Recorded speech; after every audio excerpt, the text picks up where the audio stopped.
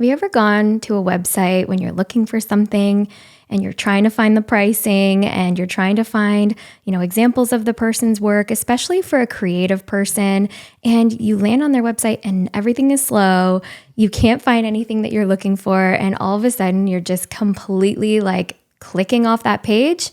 We're going to talk about that today because we want to dive deep into what it's like to be a creative and building a website and all of the ups and downs that we've gone through building our website, because trust me, we have.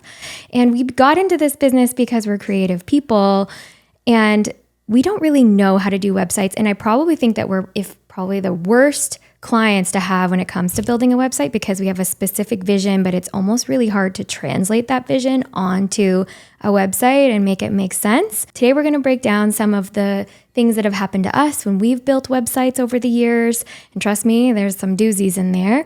And we're also going to chat a little bit about why it's so important to have a good website and to make things as easy as possible for your clients to book you. That's true, because your website is like your business card online. It's the first thing usually people see of you, other than social media, obviously. But your website gives them a ton of information and essentially is your sales funnel so that you can take a potential client, and turn them into a customer. Yeah, and we went, if you listened to podcasts earlier in the year, we went to a wedding show and we actually talked to a bunch of couples who were getting married. And one of the biggest things that they kept mentioning was that it was really difficult for them to A, get in contact with vendors, B, find the pricing for that vendor online, even starting prices online, and also just to really get a good sense of what that vendor was like. The ones that always stood out were ones that had good websites, easy to find, had their pricing online. And I think that that's a true reflection, even especially in today's society, because we want that instant information, right? And if we have to go looking for it, we have to go asking for it, we're probably just going to leave and go somewhere else. And if we we actually posted a reel about this on TikTok, it's blown up. And every single person that said, if they didn't have their website that looked good and had their pricing readily available or starting price, I probably didn't even contact them. A website is definitely a lot of work.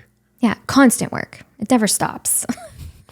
There's so many parts to it, and for a while it was like coding and you had to hire somebody specific. It's very hard to learn it yourself, but now there's easy drag and drop like Squarespace and Show It, and Pixie Set now does a website as well. So there's a lot of platforms out there that allow you to do it yourself and really make it easy for you, but there's still so much on what they call the back end, where the SEO, the search engine optimization, and the content, the size of your photos. There's so many little details that go into a good website to provide a really good experience for anyone that's going to visit it online. Yeah, and we are not techie people by any chance. Luke is definitely more techie than me when it comes to this stuff, so I'm very lucky, but he's never done coding. He's never, done anything remotely close to SEO or anything like that. Just video games. So let's just put that out there. Don't think for a second that we have any kind of background in this. So take what we say with a grain of salt when it comes to that.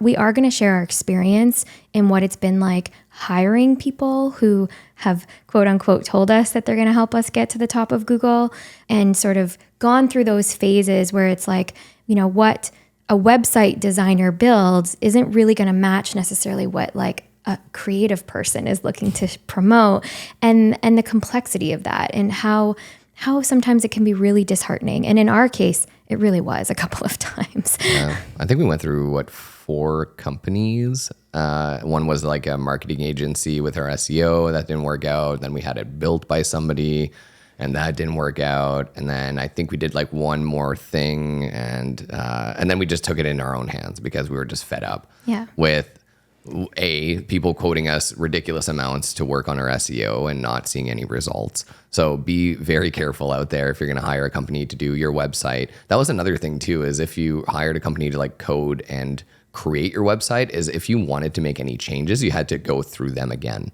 So having it yourself takes away some of that. Obviously, it's a bit more work up front to learn a new system and how things work, but I've really embraced it, and I find that it's really helped me learn what's important and what we can put on a website that works. Yeah, and again, this is what's worked for us. And I think that there's some validity in the sense of we're creative people first, and then we're trying to sell a service second, right? And that is where I think we've sort of learned a lot along the way, and what really needs to go on there. And the thing about websites, and this is what we want to talk about, is that they're always changing. They always have to be updated, right? We're always capturing another event or another wedding or, another session.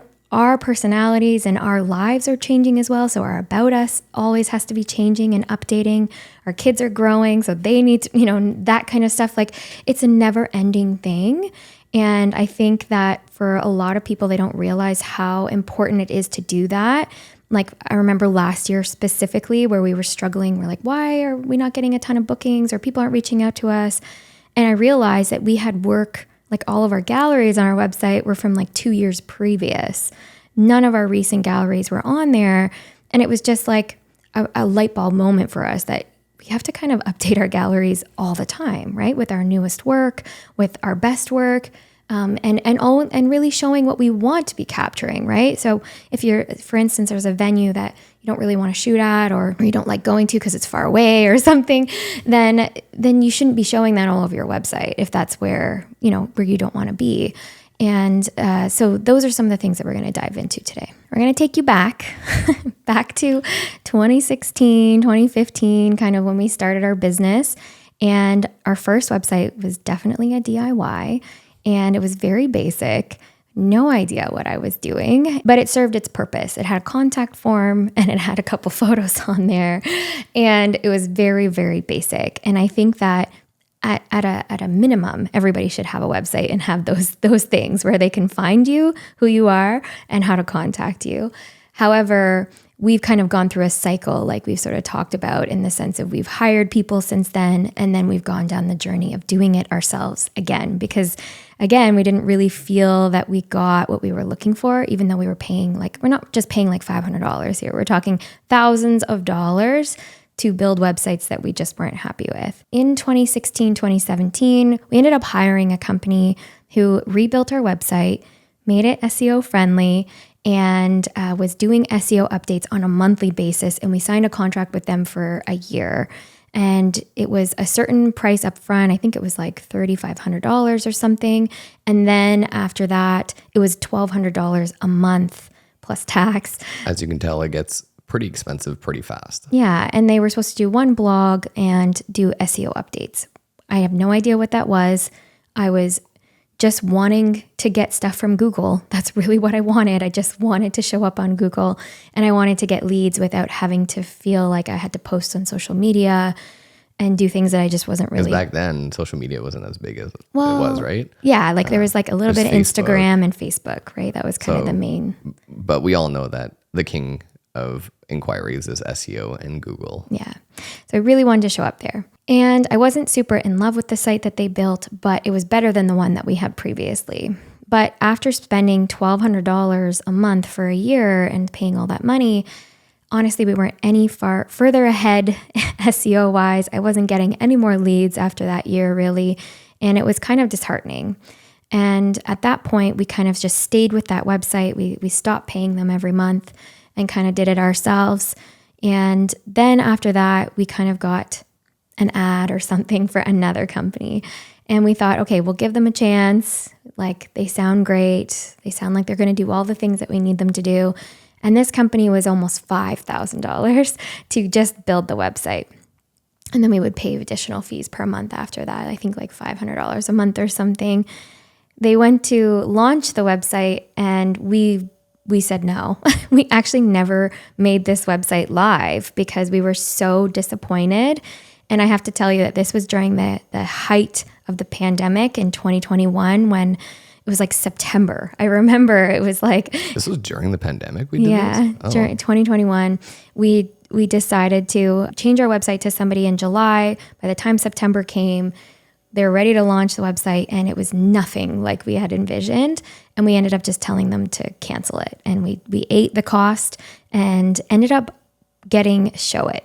And this isn't sponsored by them. I mean, if they want to sponsor us, that would be great. But Show It was something that I'd seen a lot online, And I saw that one of an influencers that I follow uses them and had a discount code. And so I decided to sign up for them and use one of their free templates. I'm pretty sure we had a free template for over a year where you kind of design something and we put it together. That was back in our teal color website. Yeah, and you designed it and put it all together. And it served us well, but it wasn't exactly what we had envisioned in the sense of it didn't really feel true to our style and our personality and all that kind of stuff. Well, you could tell that it was homemade. I think that was one of the things. It didn't look as like luxury or refined as our current style is. Yeah. And after, probably a year of being like, not upset, but just still upset about spending $5,000 on nothing. And then,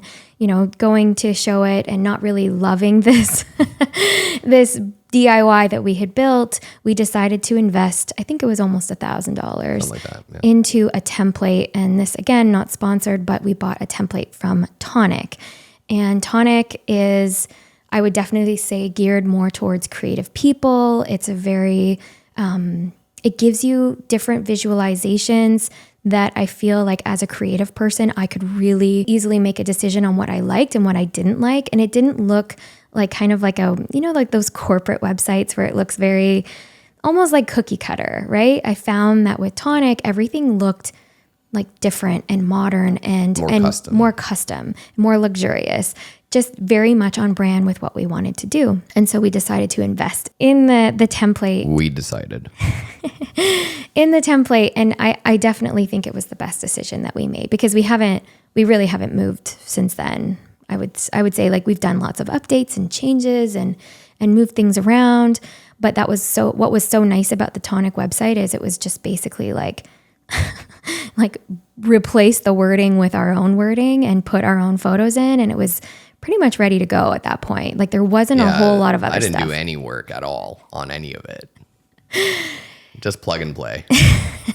Okay, Luke did a lot of work, but the idea is that it was very nice and like we were very excited and proud of this website. I think for the first time in our business was like, like the end of 2021. That's really where we were like, okay, I feel good about this. And just to expand a little bit on what you said, the Tonic template essentially gave you 15 pages that all were different designs for different things. Like if you were doing a freebie giveaway, they had like a landing page for that. If you were doing a gallery for photos, it had examples of how you could do that. So it gave you a lot of different pages to choose from so that you could build your website. Obviously, you don't need to use all 15, but there's some that we've definitely taken and modified a little bit.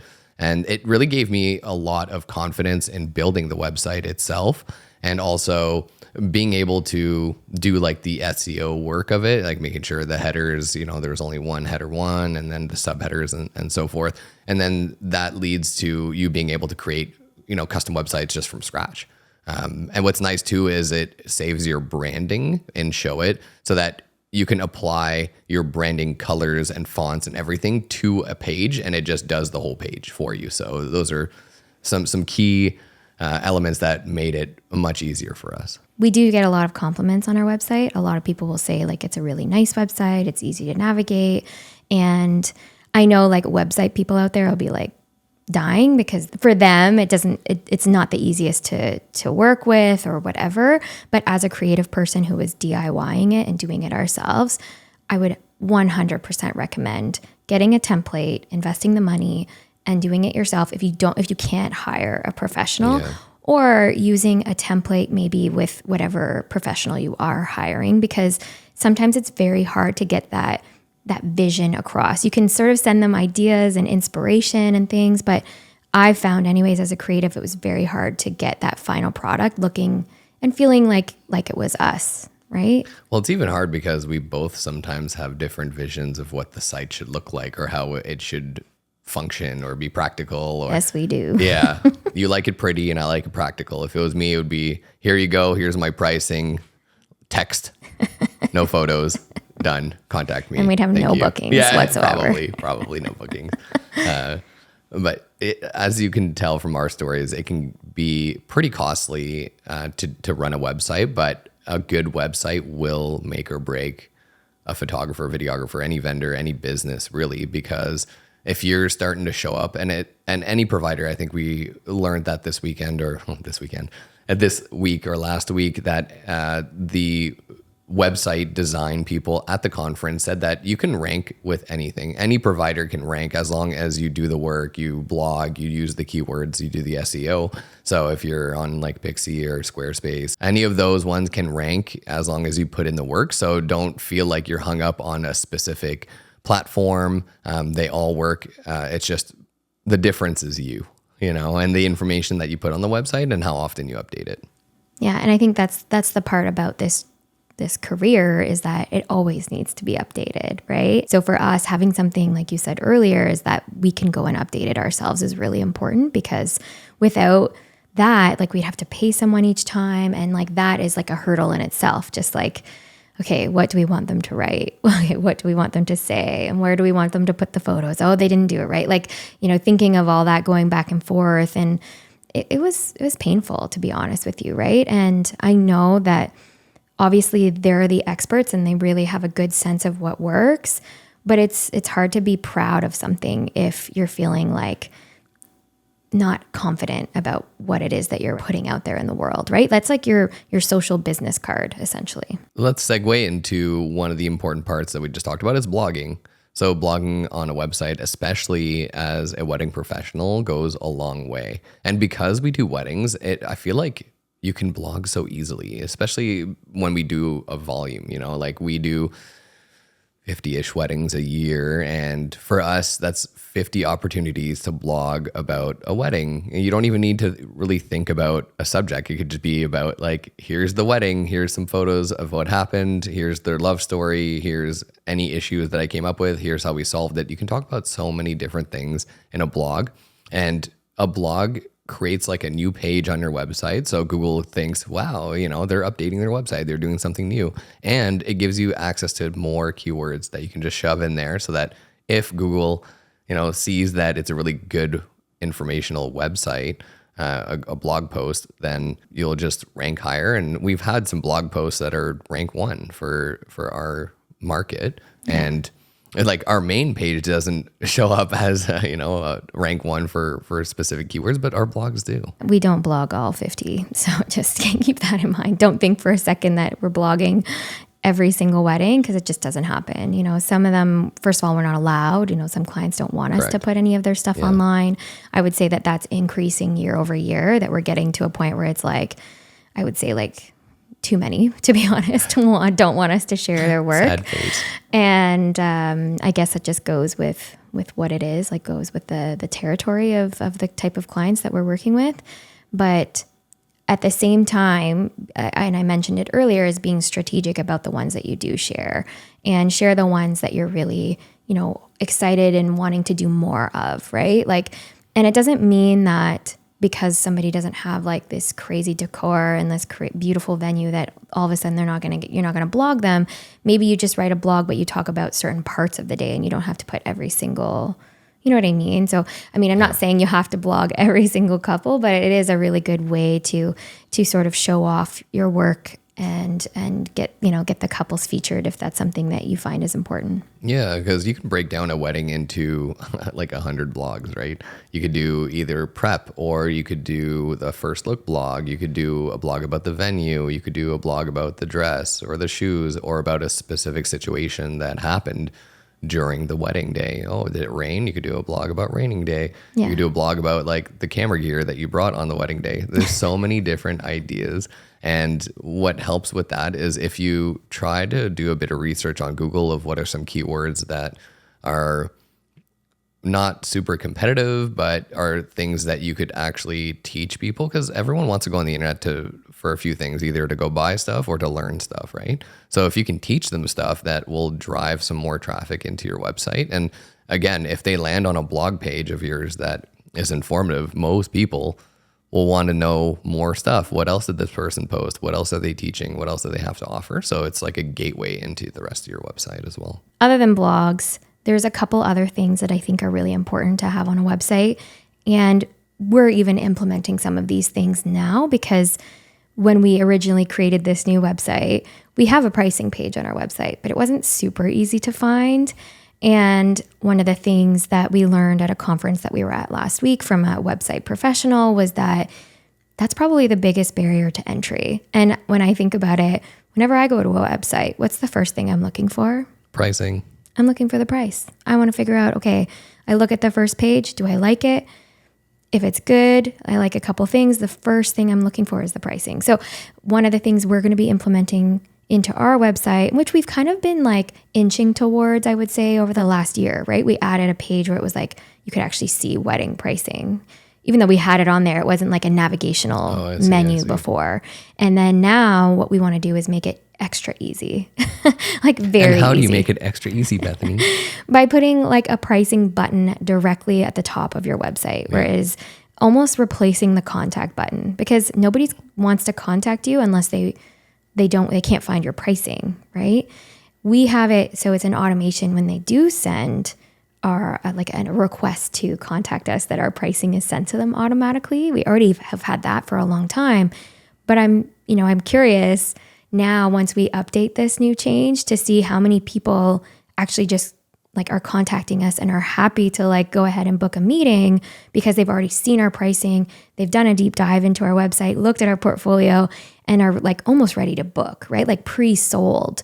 Whereas maybe before, because they couldn't find our pricing, they probably just like left the website, right? I'm really curious to see how that plays out once we do these changes. Yeah, the website is also a great tool to pre-qualify people so that you're not getting a ton of inquiries of people that either can't afford you or they don't like your style or they're just not the right fit for you. And the pages and the information and like the funnel that you bring them through should weed a lot of those people out. And that's why having kind of the type of work you do or the branding, the image that you want to portray, like that people perceive of you is really important to show on a website. The information, like you said, the pricing page to make it super easy to get to. I think initially it's funny because we thought the other way for a while. We're like, you know what? They're going to try to find pricing and we're going to like make it hard. So they have to read everything. So they have to read stuff because the information we thought was more important that they need to learn about us and who we are and all the value that we bring to the clients. And then you hear the other side of it where someone's with a credit card ready to book something and they're just getting frustrated having to go through all the websites. You know, whenever you jump on a blog about a recipe and it's just like the grandma's story. Yeah. The story about how this is an ancient recipe for this grandma and it's been passed down through. I just want to make some gluten-free pancakes, you know? So that's something you have to keep in mind. And they added that jump to recipe button. And that's the button that we're hoping to add to our website. Yeah. Where it's like, hey, do you want to know the ingredients to make this happen? Right there. Yeah. You just go there, you look at the different packages that we offer. If one resonates with you, then here's how to contact us. Super easy. It's all right there. And I think that's a mental shift for us because we love educating people. I think that's obviously pretty clear. We're doing this podcast. Yeah. And we just thought that information was so crucial in order to weed people out. But maybe we had some clients that we really wanted to work with, but they just got frustrated and left. We just made it too hard for them. Yeah. So I'm excited to see this change. But if there's anything you can take away from this, that would be our number one recommendation. And I mean, I know it's a touchy subject to put pricing on a website. In the wedding industry, I feel like it's a bit of a faux pas. Like, I think it's a big barrier to entry that people really need to consider. I mean, even having like your base package, right? So that people aren't going, okay, well, they seem really nice, their work is really good, they must be too expensive for me, right? Whereas maybe you're not. Maybe you're not too expensive for them. And they have no clue because they can't find your pricing, right? And so, yeah, I'm really excited to implement that, and I hope that you do too. Another important aspect of your website is to have a cohesive brand throughout all of the pages. I know we talked about a template that you can buy, but you need to find your colors, your logo, your fonts, all that needs to make sense, not only in your website, but externally as well through your emails, your PDFs that you're creating, any product that you're going to be sending to clients, and make sure that they recognize that it's you. Because, you know, when you see, Coke or Pepsi and you instantly recognize it's them, that's something that you can take into your business and make sure that if anyone sees a piece of your content, that they know it's you. We ended up hiring somebody, which is something that I do recommend to have. And the reason why is because even as your brand evolves, and ours has, it's easy for them to sort of manipulate and help you grow within that brand, right? Like you talked about our teal phase. We had a teal phase for a while. I used to be in a lavender, like purple phase at the very beginning. And we've grown from there, right? And once we incorporated a new website and a new template that we ended up buying, it was really clear to us that, even then our brand colors and everything needed to change. But what we did is we took that change and we put it across all of our different things. So our social media was updated, our website, obviously, and it just kind of evolved. So it wasn't a completely new logo. Like if you look at our logos, it's still kind of the same, but it's evolved. One of the last pieces to the puzzle, I think, when it comes to, especially if you're doing DIY websites, is to make sure that you're signed up for Google Search Console, I think it's called. Or Google Analytics, whatever it is. And Google Analytics. I think they're two separate things. Google Search Console is really looking at keywords that are on your website and backlinks, so other websites that are linking to yours. That's a whole other thing. But basically, what's nice about that is you'll get monthly reports from them that'll tell you like which keywords are doing really well, which websites are doing well, which blogs, whatever. And it'll give you an idea of where your traffic is coming from. And, just for instance, a couple weeks ago, I noticed that all of a sudden our analytics dropped to like nothing. And it was because we didn't have, for whatever reason, somehow it got deleted. The tracking like that was on there onto our website was deleted somehow. And so from there, like all of a sudden we got from like 300 visitors a day to like 0, and that's not great, right? I mean, I know that wasn't actually the case. There were still people going on there, but it wasn't tracking it. So for me, what I do is I have a little app on my phone that you can get that has Google Analytics on there, and you can track to see like how many people are visiting your website. I notice a big correlation between when I post a blog and share it, that we get a big boost to our website. And so I always like to kind of track that. And like I said, those monthly reports that we get that talk about those keywords that are doing well and how much volume we're getting from that. It's not super complicated. It's just what shows up on the homepage. Like you don't have to be an SEO expert to know any of that stuff, but being signed up for it, I think, is really important. And looking at it on a regular basis, right? And what's nice is if you dive deep into it, you can actually see a map. You can see a map of where clients go. So you can see like, okay, how they found you. Did they find you on your homepage? And then from there, where did they go? So did they go directly to pricing? Did they go directly to your contact page? Like you can actually see the flow chart of where people went and where they dropped off. And I think that that's a really important thing for you to understand too, is like, where are people going on your website? And then it tells you how many people are actually landing on your website and sending you a contact form. And that percentage is really important to know as well, because if you're having 300 people come to your website a day and you're only getting one contact maybe a day, maybe there's something going on there. It really does reveal maybe some potential gaps in your website. Like you said, maybe they land on your homepage and then they click off. And that's what's called a bounce rate. And the bounce rate can really indicate a lot about where they go and how easy it is to find other links, but also what information are you giving them on those specific pages. If you get a ton of traffic because you have a blog post about something, but on the blog post itself, there's no links to other parts of your website to keep them in this loop, because that's the ultimate goal, is to have them spend more time on your website. So you want them to finish reading an article or whatever, and then link to another article that's very similar or that relates to it, or to your homepage or to your pricing. Where do you think they would go after that? And just make it as easy as possible. That's the thing. That's the moral of the story, is the website should be somewhere where people can just land on there, find the information they need right away, and next steps. What is it that they need to do in order to book you or to buy the service, whatever it is. So you need to focus on those things. The analytics is a great way to see where people go initially and their journey through your website. Because if they're going on your homepage and then there's a page in between that and your pricing, and they click on the next page, they don't find your pricing, and then they just drop off, then you've potentially lost a customer because you made it too complicated. In the end, having a strong website can really help you boost your business, not only with visibility online, but you can also teach people what you want. You can weed out the clients that aren't going to be your ideal clients. So it's a great way to pre-qualify the people that are going to contact you. And in the end, the website is just a tool for them to find you. So use it in that way. Yeah, and make it as fun and creative and you as you'd like. We are really keen on even updating our website again, on making sure that it's very much trying to attract people that are exactly who we want to work with. And how we're going to be doing that is by really making sure that we're putting as much of us on there and showing our personalities and showing kind of exactly what we want to be capturing on a wedding day. And so we hope that through this, you figured out what's important to you.